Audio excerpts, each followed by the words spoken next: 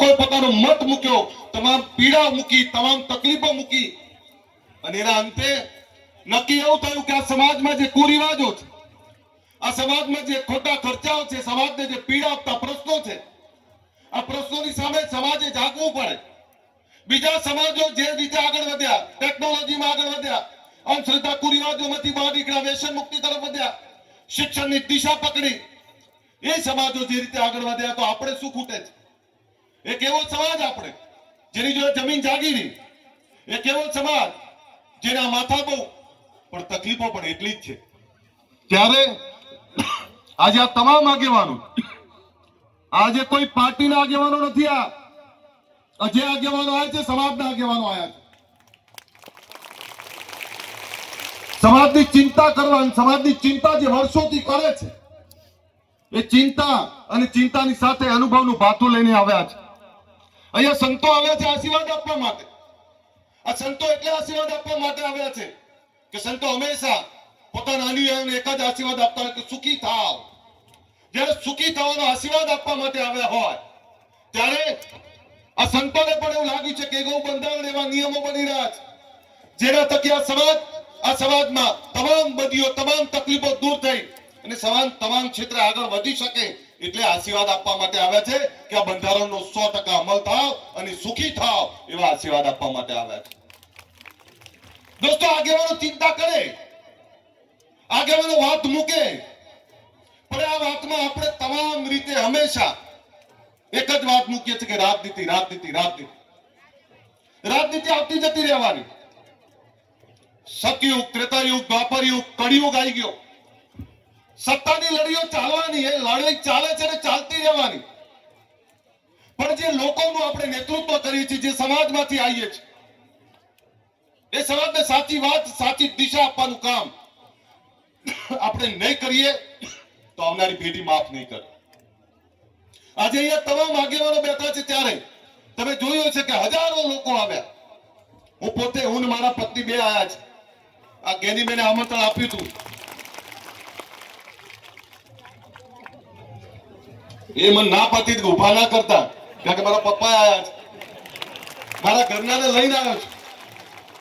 મેં એને કહ્યું કે ગેનીબેને કાલ મેણું માર્યું સાહેબ, કે સજોડે આવજો, નહીતર નિયમનું પાલન કોણ કરશે? મારી બહેનો અહીંયા બેઠી છે બધી. સાહેબ, બંધારણ બન્યું અને બંધારણનો અમલવારી આપણે કરવી જ પડે. પણ આમાં બે સૂચનો છે મારા. મને સૌથી સારી જો એક બાબત લાગી હોય તો તમે વૈશાખ સુદ ને એટલે 15 દિવસના આખા વર્ષના 30 મુહૂર્ત નક્કી કર્યા. લગ્નની સિઝન 2 હોય અને મહિનાનો વૈશાખ, આ 2 મહિનાની જે લગ્નની નક્કી કરી તમે મુહૂર્ત, આ મુહૂર્તમાં જો લગ્નો થશે ને તો સાહેબ અડધી તકલીફ તો એમની દૂર થઈ જવાની. એનું કારણ છે કે આહિર સમાજ, હું આહિર સમાજના સાહેબે ગયા છે, હું ગયો છું, બધા ગયા છે. બળદેવજી, 13ના દિવસે એક જ દિવસે આખી રાત લગ્ન થાય. ઘરે ઘરે આખા ગુજરાતમાં આખો સમાજ ઘરે ઘરે લગ્ન થતા હોય. કોઈ જગ્યાએ 15 લોકો બેઠા, કોઈ જગ્યાએ 20 લોકો બેઠા હોય, પણ એ તમામ જગ્યાએ 10 લોકો, 15 લોકો, 20 લોકો, એટલે કોઈ ખોટા ખર્ચા થાય જ નહીં, ખોટા દેખાડા થાય જ નહીં. એટલે આ જે નક્કી કરે છે આ નિયમ, હું આ બંધારણ નક્કી કરનારા તમામ આગેવાનોને અભિનંદન પાઠવું છું કે આ નિયમ થકી તમારી 50% તકલીફો એમની દૂર થઈ જવાય. પણ એક બીજી વાત કરું, તમે 16 નિયમ બનાવ્યા, 17મો નોંધ લખી છે, પણ 17મો નિયમ પણ બનાવો. આપણા ત્યાં બોલામણા બંધ કરો. આવી ગયું? આ બોલામણા એટલે શું મને ખબર પડે?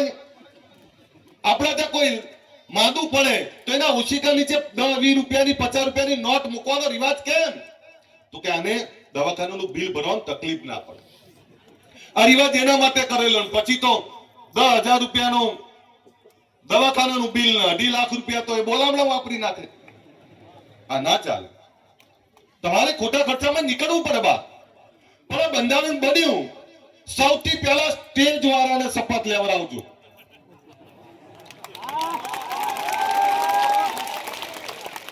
રસ્તામાં આવતો તો મારા કમાન્ડો સુરપાલસિંહ છે.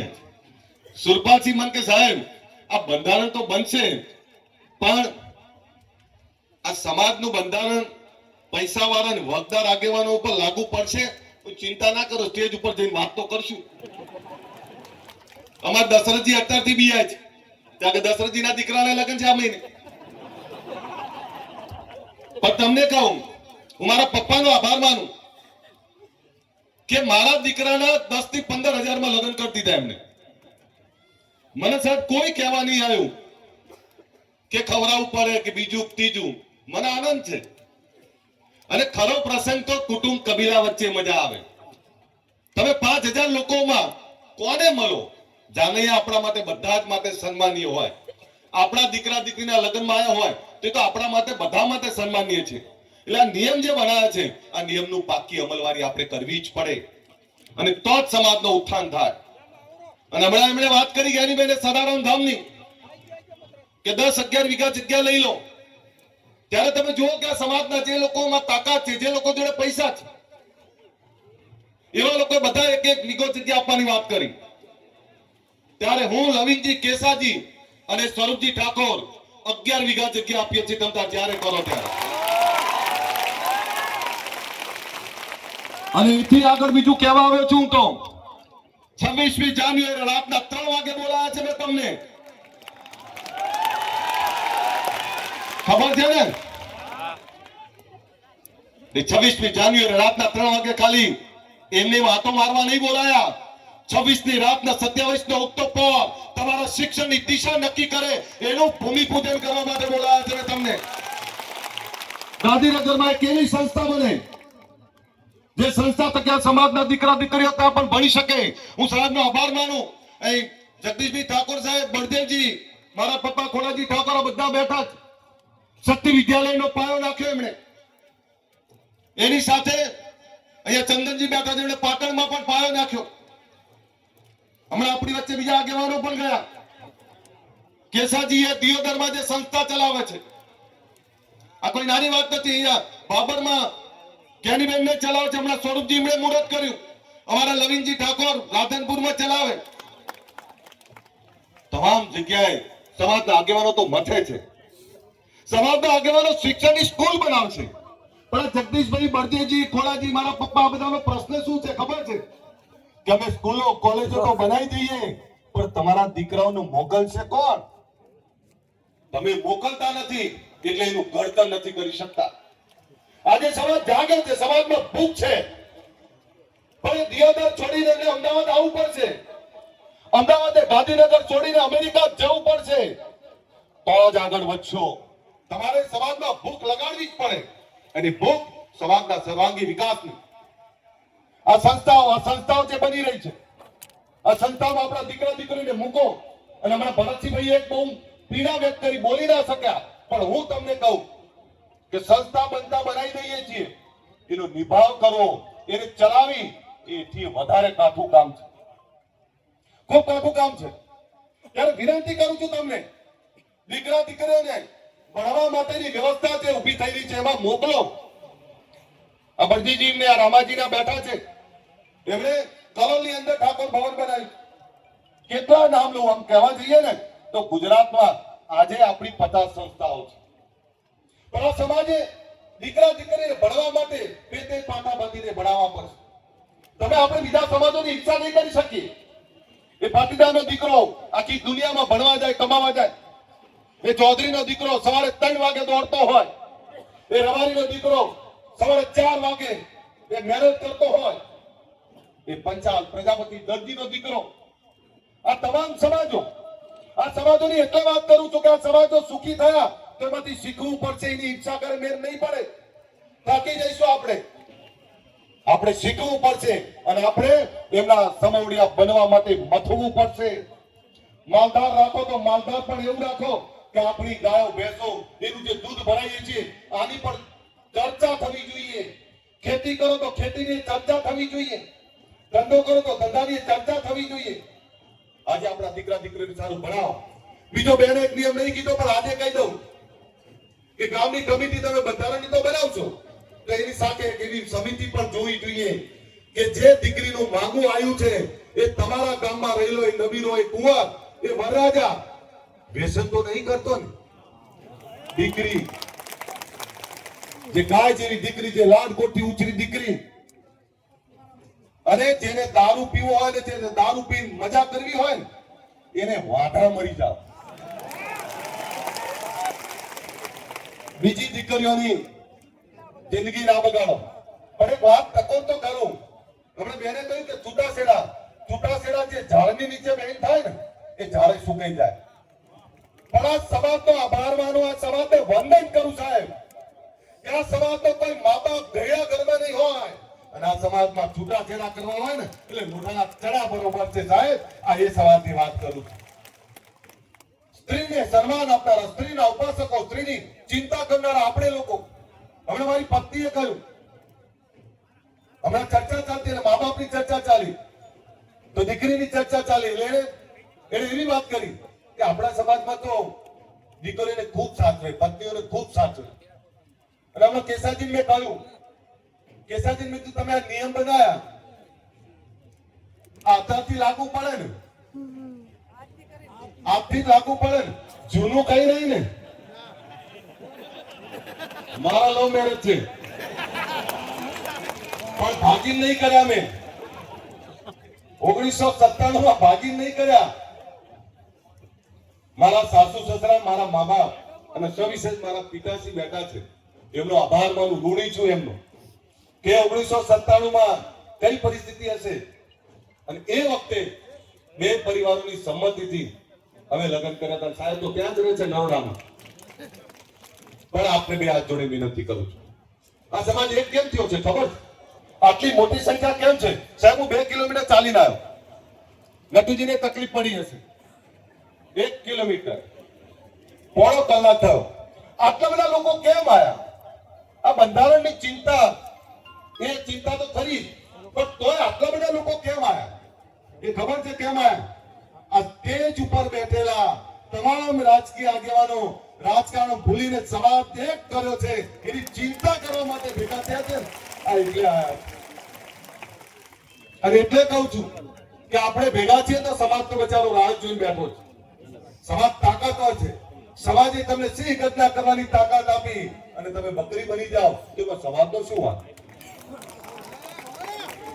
સમાજે તાકાત આપી, સમાજે ચિંતા કરીને આટલા મોટી સંખ્યામાં ભેગા થયા છે. હું કેસાજી, કેમજીભાઈના, મુકેશભાઈના બધા જે કઈ આયોજન કર્યું છે કેનીબેન બધા હું અભિનંદન પાઠવું છું કે તમે ખૂબ સરસ આયોજન કર્યું છે, ખૂબ સરસ ચિંતા કરી, એવું બંધારણ બનાવ્યું. સાહેબ આના 2 વર્ષ પછી જોજો જ્યારે અમે વ્યસન મુક્તિની વાત કરતા ને તો સાહેબ આપણા જ લોકો હસતા હતા વાર હતો. એટલે કેવી રીતે તમે વ્યસન મુક્તિ કરાવશો? આજે સાહેબ આ સમાજમાં 95% વધારે વ્યસન મુક્તિ આવી છે. હમણાં કેસાજીએ બહુ સારી વાત કરી કે તમે વ્યસન મુક્તિની વાત તો કરો છો પણ દારૂ પીનારા દવાઈ આવવાનું બંધ થઈ ગયા. અહીં બેઠેલા બધા વ્યસન મુક્ત છે. અહીં બેઠેલા કોઈ વ્યસન નહીં કરતો. પણ મેં કીધું એક બીજી વાત કરવી છે. બહેનો પડી કયો ના થાય એમને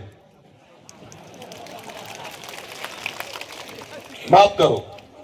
તમે અમારી આબરૂ છો. તંદુરસ્ત પેઢી માટે, આ સમાજના આવનારા ભવિષ્ય માટે બહેનો પડીકી ખાય સાહેબ આ કેવી શરમજનક બાબત છે.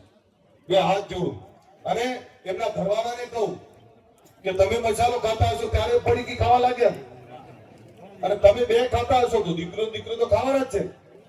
એટલે પડીકીઓમાંથી બહાર નીકળો. તંદુરસ્ત પેઢી, આવનારું પેઢીને સબળ સક્ષમ જીવન આપવું હોય તો શિક્ષણ, સંસ્કાર, વ્યસન મુક્તિ આ બધું જ જોડે રાખવું પડશે. તમારે ધંધા રોજગારની સારી દિશા નક્કી કરવી હોય તો કેલ્ક્યુલેટ જિંદગી જીવવી પડશે. તમારા રૂપિયાને યોગ્ય મેનેજમેન્ટ કરવું પડશે. હમણાં મને એ પણ તમને કહું કે જ્યારે 50 વીઘાનો ખેડૂત ખાતેદાર આપણો વર્ષના અંતે બિયારણના પૈસા ઉછીના લેવા જાય ત્યારે શરમ આવે. તો પાક તો આપણે એટલો છે, 5 વીઘાના ખેડૂત ખાતેદાર જોડે ઉછીના માંગીએ ત્યારે સમાજની દશા શું થાય? એટલે વિનંતી કરું કે સારી ખેતી કરો, સારું મેનેજમેન્ટ કરો, પૈસાની સારી બચત કરો. પણ આજે જ્યારે તમે બધા અહીં આવ્યા છો ત્યારે 26 જાન્યુઆરીનું આમંત્રણ આપું છું અને રાત્રે 3 વાગે એટલે ત્યાં સમાજની એકતાનો પરચો બતાવો છો. આવશો ને બધા? તો બે હાથ ઊંચા રાખીને તાળી પાડે ખબર પડે અને ખખડીને પડે તો જ ખબર પડે કે આવવાના છો. ઘણા બધા પૂછ્યું કે રાતના 3 વાગે કેમ? ત્યારે અહીં બધા બેઠેલા આગેવાનોને આમંત્રણ આપું છું અને તમને આમંત્રણ આપું છું. આ સમાજે સમયાંતરે પોતાની એકતાનો તાકાતનો પરચો બતાવવો જ પડે. આજે જે ઓગણનાથ ભગવાનની અંદર મળ્યા છીએ, હું બાપજીને વંદન કરું છું કે જ્યારે જ્યારે આપણને જરૂર પડી ત્યારે આ ઓગણની ભૂમિ આપણા માટે હંમેશા તૈયાર હોય છે અને તમામ રીતે આવકારવા તૈયાર હોય છે. ત્યારે બાપુને હું વંદન કરું છું. દોલતરામ બાપુ બેઠા છે, ઋષિ ભારતી બાપુ બેઠા છે, આ તમામ સંતોને વંદન કરું છું. અને આપણા સદારામ બાપાની જગ્યાના દાસ બાપુ બેઠા છે. એકવાર જોરદાર આ સંતો માટે તાળીઓ પાડી. અને બળદેવગીરી બાપુ, એમના ચહેરા પરની ચમક જ તમને કઈ બતાવે. અને બાપુની વાતમાં ત્યારે ઢીલાસ નહીં હોતી. ત્યારે હું અગણના ભગવાનને પ્રાર્થના કરું કે જે બંધારણ બનાવ્યું છે, આ બંધારણ થકી આ સમાજ તમામ રીતે અમલ કરશે અને આવનારા સમયમાં આ સમાજ સોળે કળાએ ખીલશે. એ જ વિનંતી સાથે મારી વાત પૂરી કરું. બોલો સદારામ બાપાની ખકડીને બોલો. ચોખ્ખું ગીત, ચોખ્ખો અવાજ, ચોખ્ખી ધરા છે, અનાજ છે. આવું અને તો તમારી આ જગદીશભાઈ આટલી ઉંમરે હજુ પડતી બેઠા. અમરતભાઈ એકવાર જોરદાર બોલો સદારામ બાપાની, બોલો વગરજી મહારાજ કી, બોલો વેલાત બાપુ કી. અસ્તુ જય હિન્દ, જય જય ગુજરાત. આપણે સૌએ